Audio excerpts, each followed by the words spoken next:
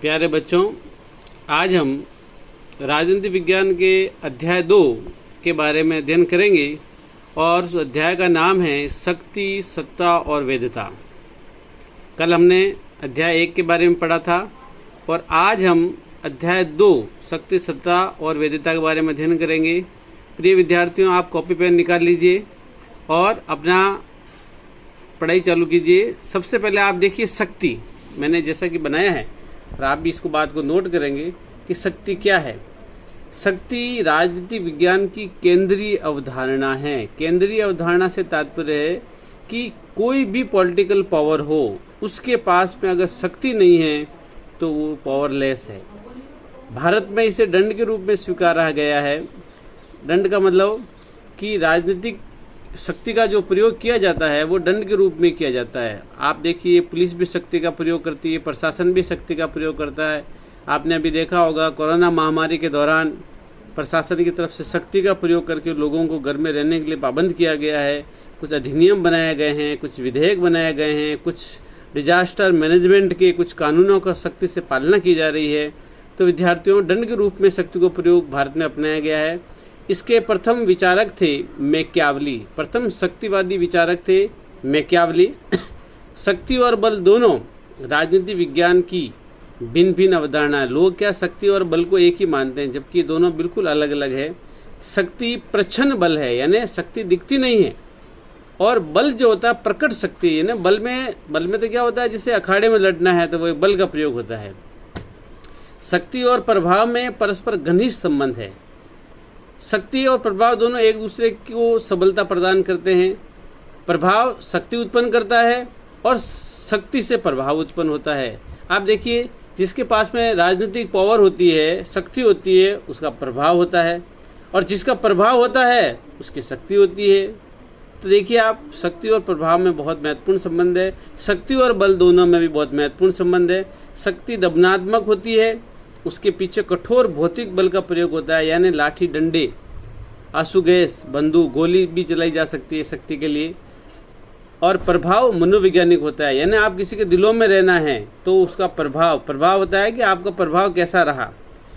अब हम पढ़ेंगे शक्ति के रूप। शक्ति के 3 रूप है, आप नोट कीजिए: राजनीतिक शक्ति, आर्थिक शक्ति और विचार धारणात्मक शक्ति।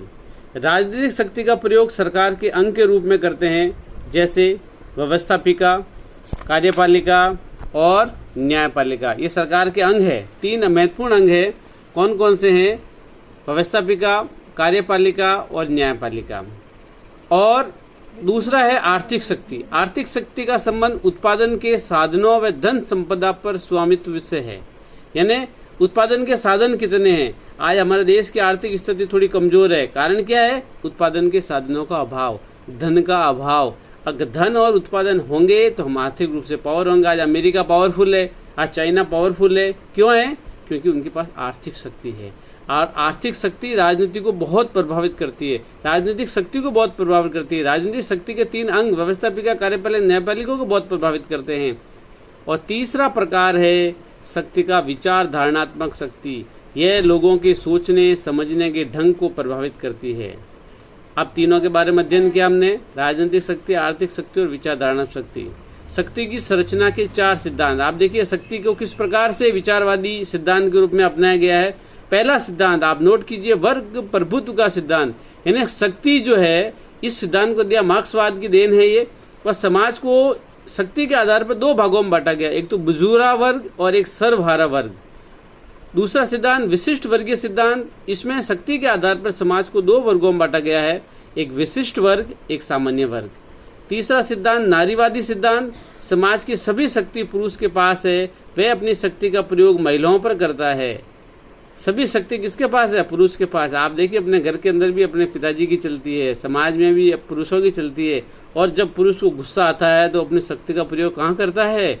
महिलाओं पर करता है। ये नारीवादी सिद्धांत। और चौथा बहुलवादी सिद्धांत।